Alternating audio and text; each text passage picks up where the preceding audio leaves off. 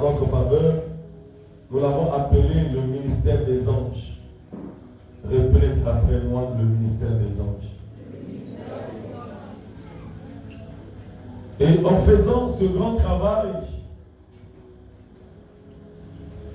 il nous a révélé un grand secret. C'est que les anges sont des esprits qui sont en notre service. Sont des esprits qui sont en notre service. Ils travaillent 24 heures sur 24 heures pour notre bien. Quand tu ne comprends plus quelque chose, quand tu es au bout de toi-même, il y a un ministère des êtres puissants que Dieu a mis en notre faveur.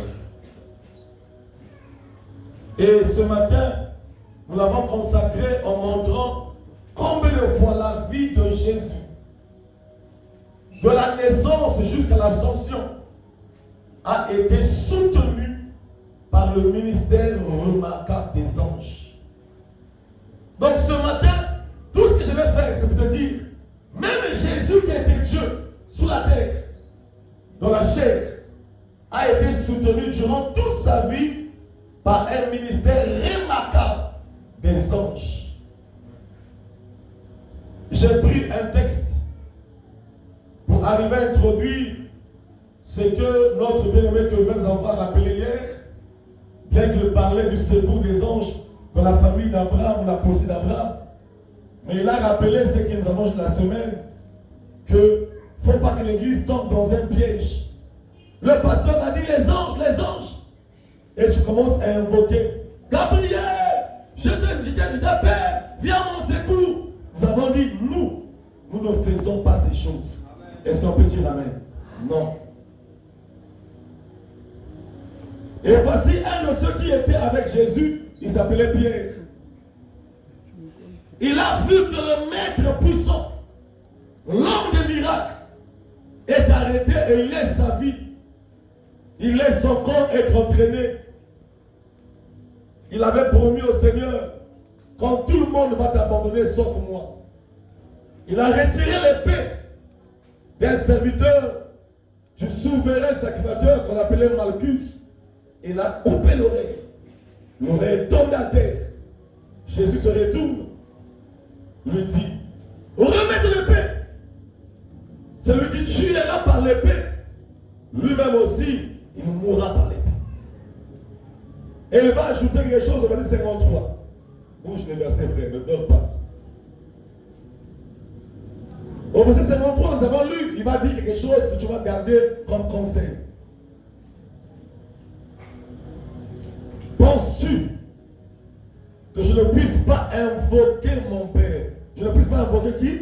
Mon Père. Il n'a pas dit je vais invoquer les anges. Je vais invoquer qui? Mon Père. Ensuite, il dit quoi? Qui me donnerait à l'instant plus de 12 légions des anges. Il dit, mon Père va envoyer plusieurs anges. Si seulement je peux arriver à demander à mon Père va m'envoyer des anges. Je n'invoque pas les anges, mais je demande à mon Père et mon Père va envoyer qui? Les anges. Est-ce que mon langage est clair? Donc d'après cette écriture, Jésus montre qu'il croyait au ministère des anges, mais il devait arriver à demander à son Père. Est-ce qu'on peut dire amen? Voilà pourquoi vous remarquerez le Psaume 91, verset 10 à 11, nous révèle le processus. Psaume 91, 10 à 11. Après, on lira Colossiens 2, verset 18. Ensuite, on va commencer à vérifier ce ministère de la vie de Jésus. Psaume 91, 10, 11.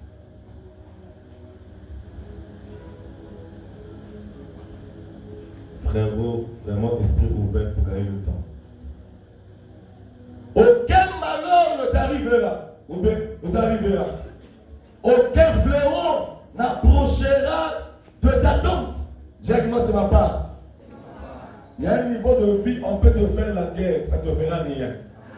Comme j'ai dit ceci, taper un ballon sur le mur, c'est Satan que le ballon puisse te revenir. Parce que la personne a travaillé pour sa protection. Et ce puissant est un puissant de protection. Au verset 11, la Bible dit ceci. Car il ordonnera. Qui va ordonner? Dieu. Il ordonnera à ses anges de te garder dans toutes tes voies. Bonne nouvelle, quand tu sors le matin, tu n'es pas seul, Dieu est avec toi. Et les anges veillent sur ta vie à caractère obligatoire. Ne dis pas, oh je venais, non. Les anges sont là. Ouvre tes yeux et tu comprendras ça. Colossiens 2, verset 18, Paul nous met en garde. Donc tu étais au bébé. Colossiens 2, verset 18. Colossiens 2, verset 18. C'est bon? Qu'aucun homme, c'est ça non? Sous une apparence d'humilité et par un culte de quoi? Des anges. Et par un culte des anges, ne vous ravisse à son gré le prix de la course. Que personne ne vous embrouille d'aucune manière par rapport à une fausse apparence et à une manière de prier invoquant les anges ne puisse vous ravir le prix de votre course. Tandis qu'il s'abandonne à ses visions et qu'il est enflé d'un vain orgueil par ses pensées charnelles. Dis-moi pensée charnelle. Encore plus fort, pensée charnelle. Tout se passe ici. Il y a des gens qui vont adorer Saint-Michel Archange. Il y en a ceux qui adorent Raphaël. D'autres adorent Uriel. D'autres adorent Gabriel. Mais j'aimerais t'informer, comme je l'ai enseigné la semaine, cette pratique, nous ne l'avons pas. Est-ce qu'on peut dire Amen? Non. Ça sera baissé un peu plus bas. Étant dit, j'aimerais maintenant montrer la particularité de ce ministère de Jésus, rattaché au ministère des anges. J'aimerais répéter que de la naissance à l'ascension, l'ascension ça veut dire la montée de Jésus, l'enlèvement de Jésus, Jésus était assisté par les anges. Déjà pour que Jésus-Christ puisse naître, pour que Jésus puisse naître, il a fallu qu'un ange annonce sa naissance. Sans la présence de l'ange, toute l'histoire de Jésus n'est pas connue. J'avais envie de lire quelques versets, mais on peut lire au moins Luc chapitre 1, commençons au verset 26. Je vais écrire jusqu'au verset 38, mais je ne vais pas tout lire. Je continuerai à la maison. Luc chapitre 1, verset 26 à 38. Au 6e mois, l'ange Gabriel fut envoyé par Dieu dans une ville de Galilée, appelée Nazareth.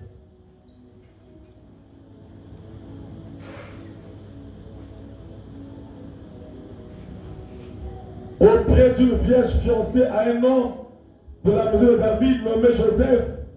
Le nom de la vierge était Marie. Verset 28. L'ange entra chez elle et dit, je te salue, toi à qui une grâce a été faite, le Seigneur est avec toi. Verset 29.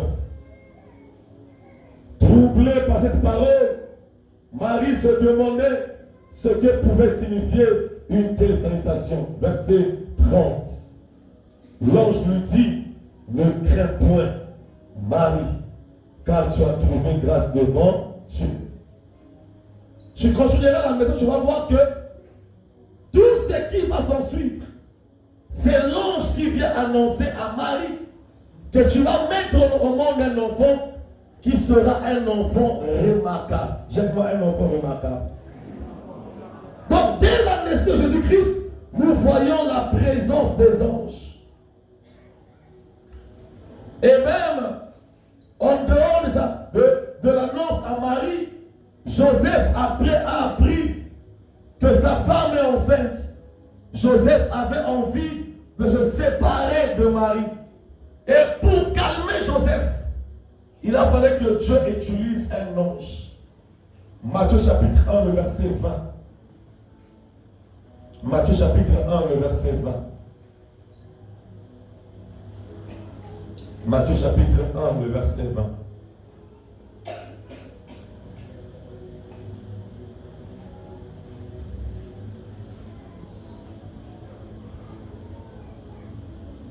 Comme qui pensait Joseph, voici un ange du Seigneur lui apparut en songe et dit, Joseph, fils de David, ne crains point de prendre Marie avec toi, de prendre avec toi Marie, ta femme, car l'enfant qu'elle a conçu vient de qui? Du Saint-Esprit. Et dès que l'ange a parlé, Joseph a arrêté les doutes. Toujours par rapport à la naissance, ce sont les anges qui ont annoncé aux bergers. Puisque Jésus est né dans une étable, dans une bergerie, les bergers étant de paître les troupeaux, et les anges sont venus annoncer aux bergers. Aujourd'hui, dans la ville de David, nous est né un sauveur, le Messie. Et ce sont les anges qui étaient venus leur annoncer cela. Luc chapitre 2 aussi, versets 8 à 15.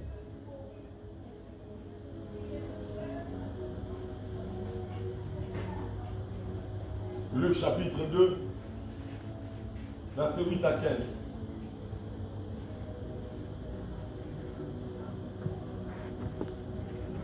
Il y avait dans cette contrée des bergers qui passaient dans les champs les veilles de la nuit pour garder leurs troupeaux. Verset 9. Voici qui? Continue à lire. Du Seigneur? Oui. Oui. Oui. Il fut saisi de quoi?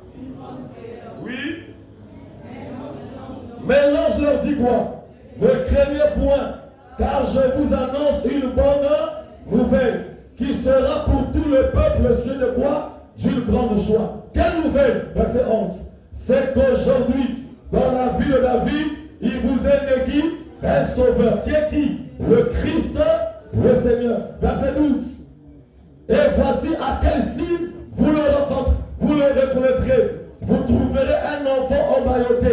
Où? Et caché dans une crèche. Verset 13.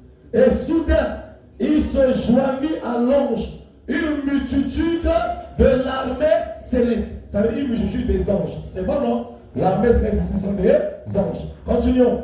Louons Dieu et disons quoi? Gloire à Dieu le lieu très haut et paix sur la terre parmi les hommes qui le agréent. Verset 15. Lorsque les anges les eurent quittés pour retourner au ciel, les bergers se dirent les uns aux autres, allons jusqu'à Bethléem et voyons ce qui est arrivé, ce que le Seigneur nous a fait connaître.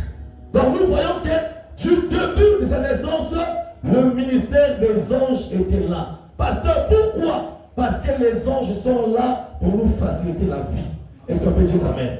Quand tu ne comprends rien, il y a tout un ministère. Voilà pourquoi j'ai dit au début, je l'ai répété les intercessions. Tu dois arriver à demander à Dieu qui t'ouvre les yeux. La peur ne te gagnera pas. Aide-moi à dire amen. Avant-hier, je parlais quelque part. Hier matin, je l'ai dit. Et alors que j'ai fini de parler, comme j'aime toujours faire, j'ai parlé l'audace. Et après, je me suis dit ceci, que j'irai demain matin au culte matinal. Donc, il faut que je quitte ici autour de 5h pile. Il faut que je trouve un moyen, j'arrive au culte matinal. Tous ceux qui étaient derrière ont dit, attention, ici nous sommes à Charlie. Non. Il faut faire attention. Ici, on ne blague pas. J'ai répondu, en dehors de ce que je suis pasteur, je suis aussi maître.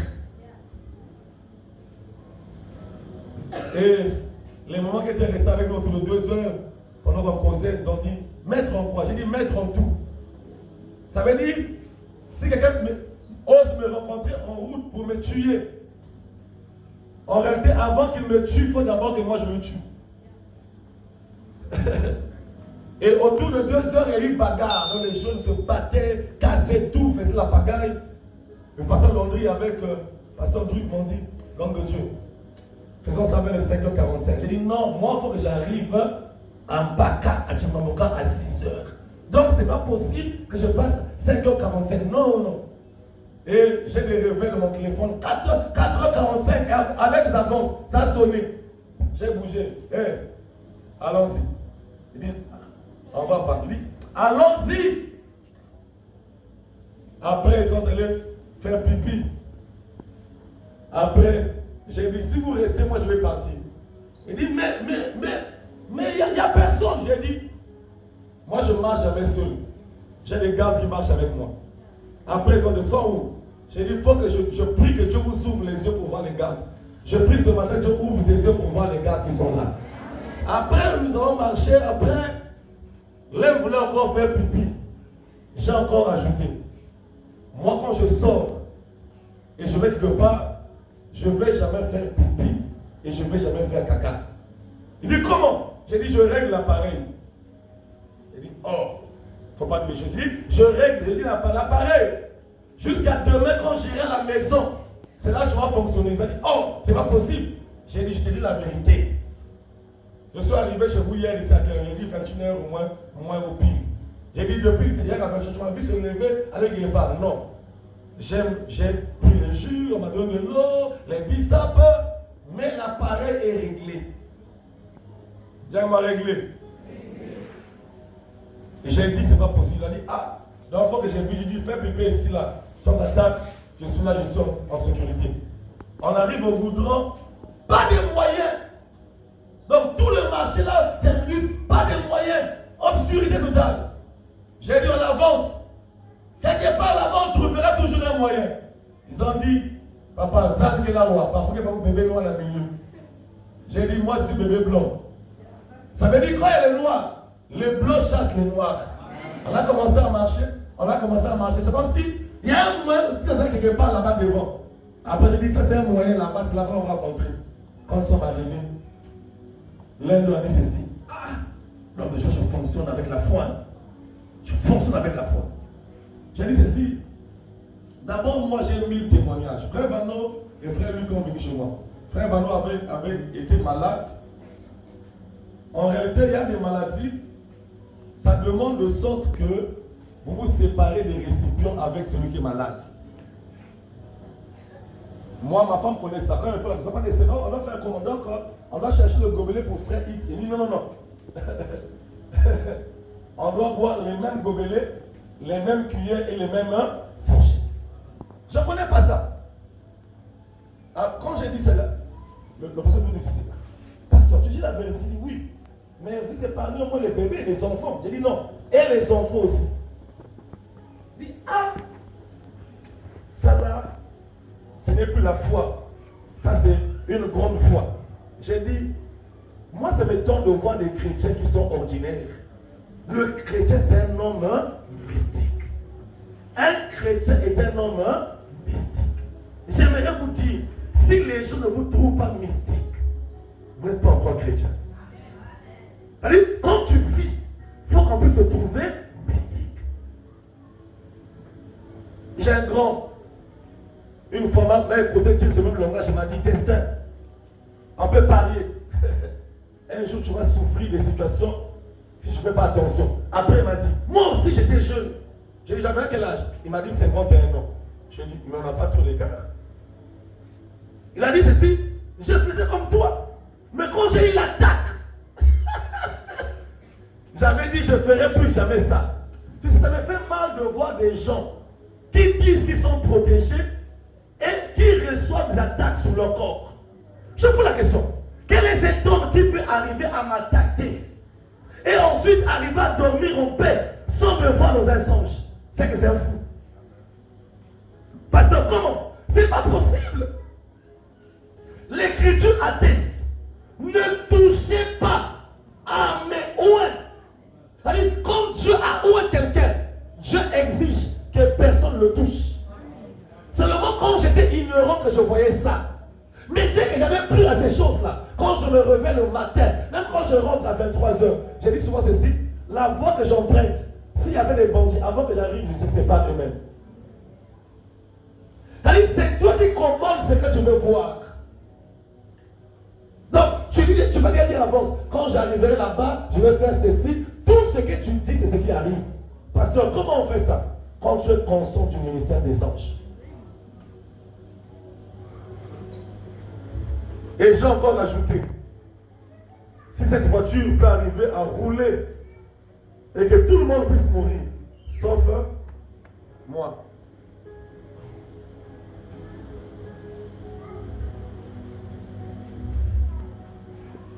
Vous savez une chose? Quand tu lis la Bible, ne lis pas la Bible comme un roman. Lis la Bible comme la parole de Dieu. Dis-moi, lis la Bible comme la parole de Dieu. Quand tu lis la Bible comme la parole de Dieu, tu te dis que toute parole d'homme est un mensonge. Mais quand Dieu a parlé, ce qu'il a dit est la vérité. Il a dit, jamais je t'abandonnerai. Si Dieu a dit que jamais il va t'abandonner, qui va te toucher? Parce que tu te paniques. Tu as peur. La peur, c'est un ennemi. La peur, c'est un adversaire. La peur, c'est une porte que tu ouvres qui empêche que tu expérimentes la grâce de Dieu en toi. Les bergers ont vu des choses extraordinaires. Dis avec moi, c'était encore la naissance. Dis encore, c'était encore la naissance. Un bébé mystérieux. Un bébé mystérieux. Nous sautons à l'âge de 40 ans. Excusez-moi, à l'âge de 30 ans. L'esprit l'a saisi et l'a emmené dans le désert pour qu'il soit tenté par le diable, le serpent. Après l'avoir tenté, première étape, Jésus a gagné. Deuxième étape, Jésus a gagné. Troisième étape, Jésus a gagné. Dieu au ciel pour montrer que c'est lui le maître. La Bible dit qu'il a envoyé les anges pour venir le servir. Après avoir vaincu le serpent, Dieu a envoyé les anges pour venir le servir. Matthieu chapitre 4, les versets 10 à 11. Tu peux écrire 1 à 11, tu verras à la maison, mais je vais lire les versets 10 à 11. Oh, frères et sœurs, ce matin, je te rends conscient que les anges existent. Dès que nous sommes ici, il y a des anges qui sont dans la salle. Tes yeux ne peuvent pas manquer voir ça, mais les anges sont là. Si tu peux arriver à expérimenter la connaissance, la peur va te libérer. Tu verras, ta vie prendra une autre tournure. Jésus lui dit, retire-toi Satan, car il est écrit, tu adoreras le Seigneur ton Dieu et tu le serviras lui seul. Verset 11. Allons-y. Alors, le diable le laissa. Continuons. Et voici des anges vinrent auprès de Jésus et fit quoi? Et le servaient. Quand on a vu l'épreuve, les anges sont venus le servir pour dire, on a compris vraiment, c'est toi le maître. Nous, on veut te servir. Je prie que tu atteignes un niveau que les anges puissent te servir. Pour que tu atteignes ça, tu as besoin d'être concentré. Tu as besoin d'être conscient. Peu importe les problèmes, Dieu ne peut jamais t'abandonner. Peu importe ce que tu endures, Dieu est avec toi. Les anges vont arriver à te servir. Mais pas seulement là-bas, il y en a encore. Il a dit à André, quand tu me rencontres, tu vas commencer à voir les chiens. J'aime-moi les chiens. Qu'est-ce qui se passera? Les anges de Dieu vont faire quoi? Monter et descendre. Il dit, dorénavant, vous verrez le ciel ouvert. J'aime-moi, le ciel ouvert. J'ai prié avant le culte que Dieu ouvre le ciel sur toi avant la fin d'année. Que chaque jour que tu passes, qu'il y ait un ciel ouvert sur toi. Que les anges puissent arriver à t'accompagner. Jean chapitre 1, verset 50 à 51. Vous revenez aussi sur la Jean chapitre 1, verset 50 à 51.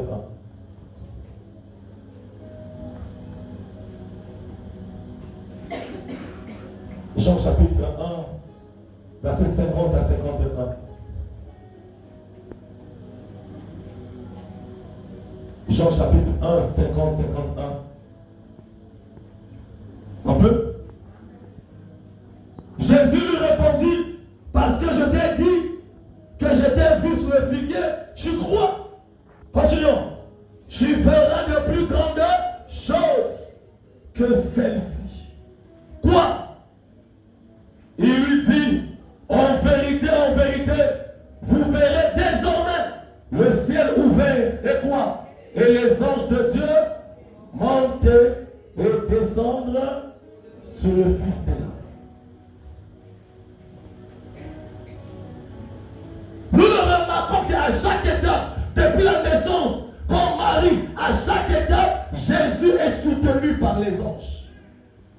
Il y a tout un ministère remarquable par les anges. Et j'aimerais encore vous montrer. Il est arrêté, contrairement à là où nous avons lu. Et là, il a vu sa mort. Dans l'agonie, il se met à prier. La Bible déclare que Dieu a envoyé un ange pour le fortifier. Alors que la croix était là, alors que la souffrance était là, alors que la douleur était là, Dieu a envoyé un ange pour faire quoi? Le fortifier. J'aimerais dire à quelqu'un, dans ta vie, quand les problèmes seront durs, Dieu enverra les anges pour te fortifier. Quand tu ne comprends plus quelque chose, Dieu enverra. Si Jésus a été soutenu par ce ministère, c'est que toi aussi tu peux être soutenu. Luc chapitre 22. Le verset 43.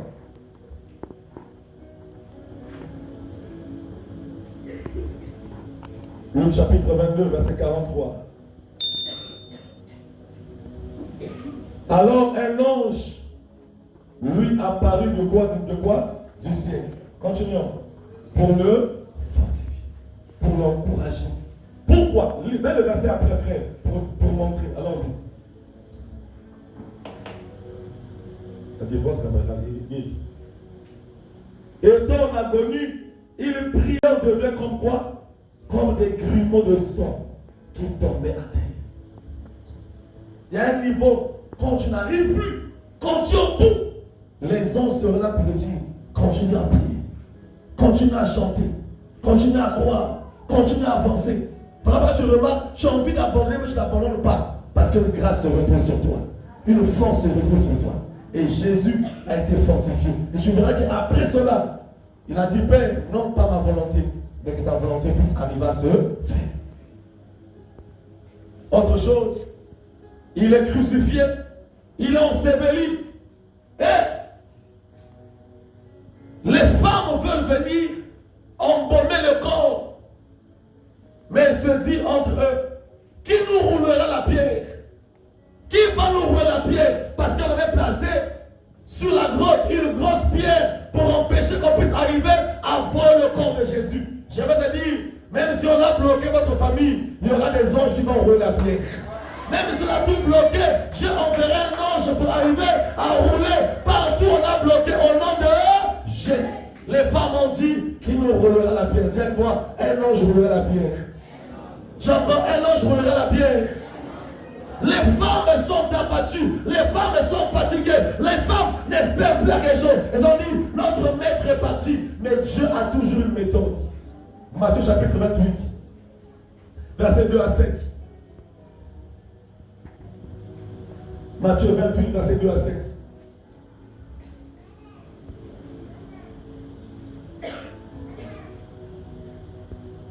Vous êtes là? Matthieu 28, 2 à 7. Et voici, il y eut un grand tremblement de terre, car un ange du Seigneur descendit du ciel vint rouler la pierre et s'assit dessus. Il n'a pas seulement roulé la pierre, il a fait quoi? S'est assis dessus.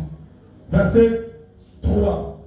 Son aspect était comme l'éclair et son vêtement blanc comme la neige. Verset 4. Les gardes tremblèrent de peur et devinrent comme qui? Comme ceux qui gardaient, remplis de peur et devinrent comme morts. Suivez le verset après.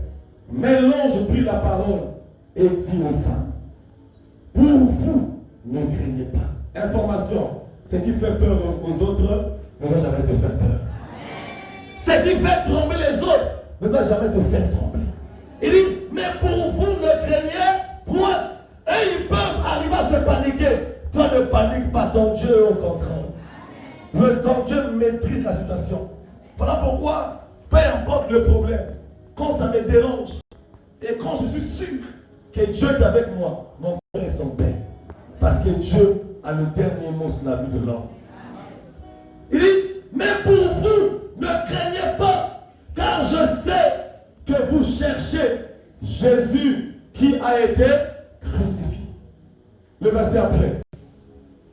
Il n'est pas ici, il est ressuscité. Comme il avait dit, venez, voyez le lieu où il était couché. Verset 7. Et allez promptement dire à ses disciples qu'il est ressuscité mort, et voici, il vous laisse en Galilée. C'est là que vous le verrez. Voici, je vous l'ai dit. Ils sont surpris que tout ce qu'il avait dit se réalise. Et la voix de l'ange a dit, allez attendre à Galilée. Tous les disciples sont partis avec Marie, au nombre au moins de 120 personnes. Ils sont rassemblés dans la chambre haute et Jésus apparaît, parlant encore. Et même là, avant de pouvoir monter au ciel, les anges encore viennent l'assister pour montrer que le roi qui était venu par le ministère des anges devait retourner au ciel, étant assisté au ciel des anges. Actes chapitre 1, vous lirez à la maison à partir du verset 7, 5 jusqu'au verset 9, mais je vais lire le verset 8 et le verset 9. Actes chapitre 1, vous lirez verset 5 à 9, moi je vais lire le verset 8 et le verset 9.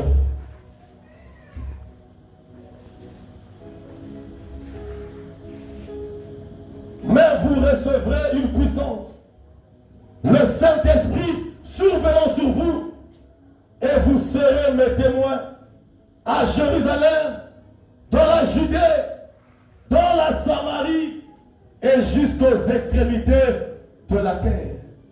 Verset 9. Après avoir dit cela, il fut élevé pendant qu'il le regardait. Une nuée le déroba à leurs yeux. Verset 10 ajoute. Et comme ils avaient les yeux, les regards fixés vers le ciel, pendant qu'ils s'en allaient, voici deux hommes vêtus de blanc leur apparut.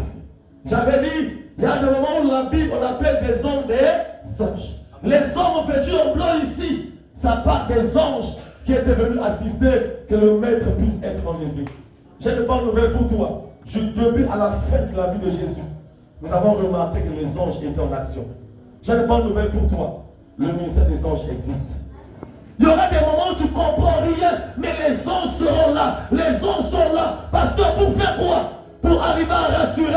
Quand nous sommes au bout, il y a un Dieu qui peut arriver à reprendre. J'aimerais parler à quelqu'un qui pleure. Pasteur, je ne comprends rien. Tu as dit un ministère remarquable. Pourquoi tu dis remarquable? J'aimerais dire, le monde est mauvais. Le monde est comment? Mauvais.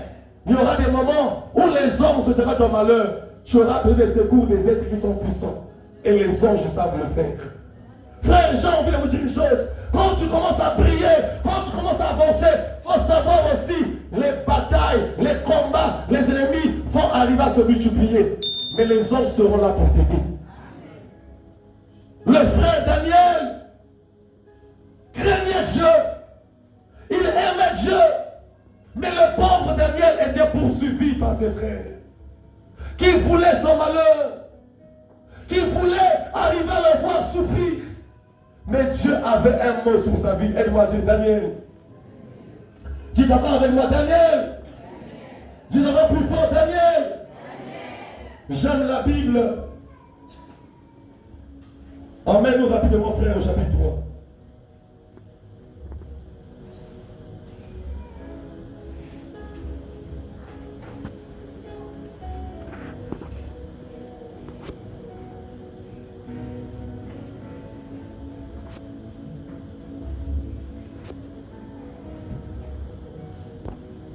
Wow.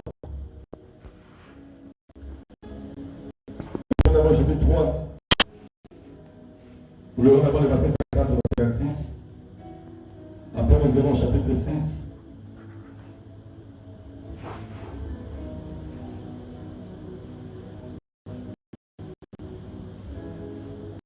Là, nous allons commencer